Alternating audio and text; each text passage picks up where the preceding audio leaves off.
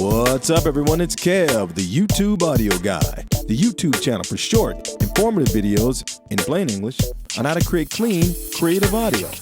All right, we're going to talk about keyboard phrases for neo soul, trap, hip hop, and R&B. Today's weapon of choice is Native Instruments Soul Treasures, created by keyboard legend George Duke. Now, this tool has been out for a while, but I wanted to cover this because it's an incredibly powerful tool for urban music, and I'm always surprised that a lot of people have never heard of it. That being said, here's today's demo track. All keyboards are coming from Soul Treasures. Here we go.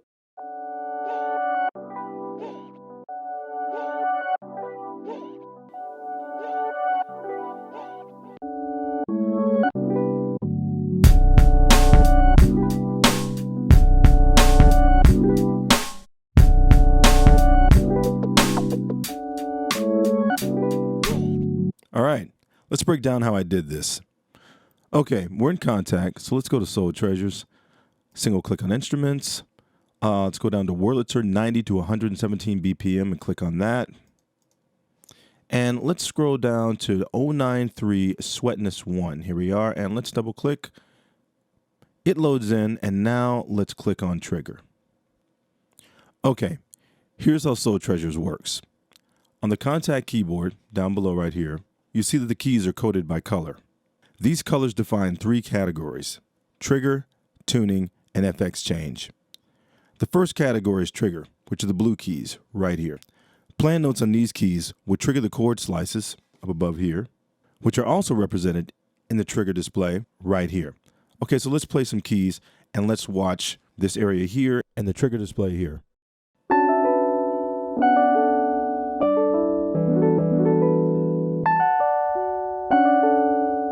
Okay, simple enough. And now to the right of the trigger display, we have the trigger mode controls, which determine how the slices are played back. For this demo, let's select choke mode, which means monophonic playback, or in plain English, one note at a time. So each time you play a key, it chokes or cuts off any other sample it's currently playing. For this demo, we only need two notes, the F and the G keys. So let's play them. And to make things a bit more interesting, let's reverse the sample triggered by the F key. So let's play the F key. So there it is. And here's our reverse column here. So we'll click right in here and it lights up. So now when we play the F key, you see it plays in reverse. Let's now go to my track window and record some triggers. Okay, I have three record tracks right here, all assigned to the same MIDI channel 1, but each track has a different label. So you notice the first track is trigger, second, pitch, and the third is effects chain. Since we're going to record trigger information, let's record that on the trigger track. And to save time, I'll drop in my two-note performance that I previously recorded. So drop that in, and we see our two-note performance. Since the Contact keyboard's triggers are blue, I've color-coded this track in blue as well. Let's return to the Contact window and play back this 4-bar phrase. Watch the blue keys on the Contact keyboard below.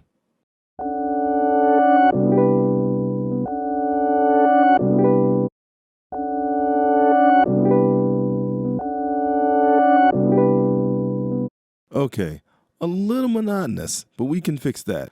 We have two more categories of keys, both of which are control keys. A control key is a key that doesn't make a sound. It instead alters the sound when it's played along with the trigger key.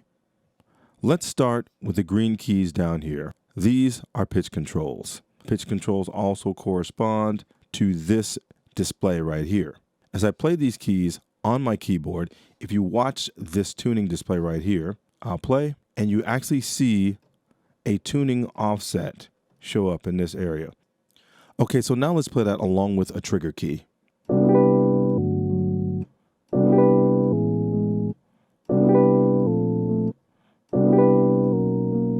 And the red F key right here is a default key, or return to root, or native pitch.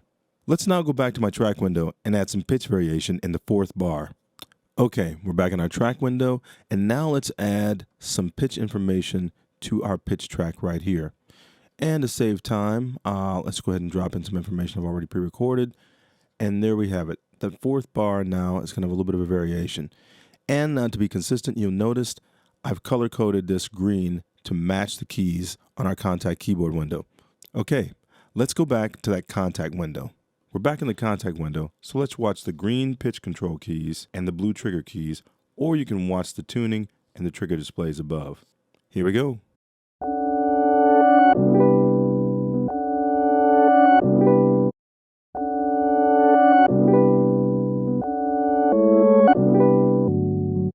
Okay, last but not least, we have the FX chain controls, which are the yellow keys right here.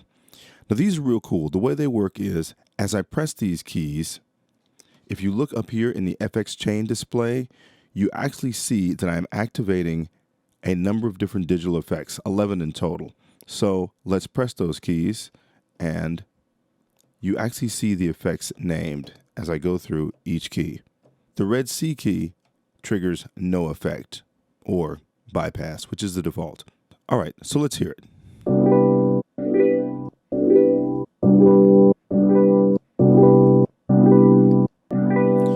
This is cool because it adds a big dramatic effect to a very simple part.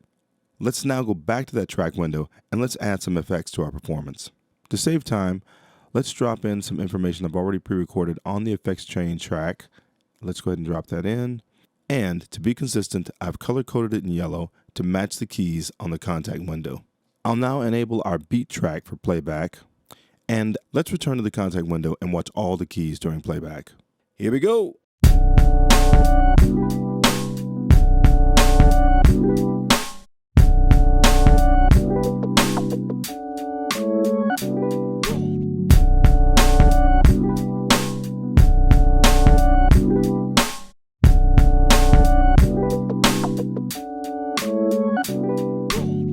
Yeah, that's it.